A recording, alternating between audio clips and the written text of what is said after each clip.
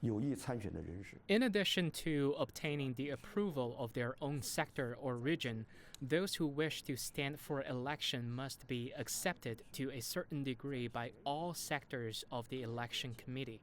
This requires that both candidates for the chief executive and candidates for the legislative council must take the interests and aspirations of different sectors into account. They must have the ability and personal quality to unite different sectors and interest groups. This is to ensure that the chief executive and members of the legislative council who are eventually elected are patriots who are truly qualified, broadly representative, accepted, and capable, and that they can combine the interests of various sectors, groups, or regions with the overall interests of Hong Kong society and the fundamental interests of local residents in the course of their duties. Over the years, Hong Kong's democratic development has been at a standstill and full of disputes. The goal of dual universal suffrage is far from being achieved.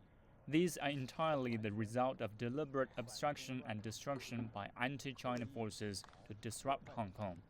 With the improvements to the electoral system and the realization of patriots administering Hong Kong, the path of democratic development in Hong Kong will become more and more smooth, and the goal of dual universal suffrage will be achieved earlier.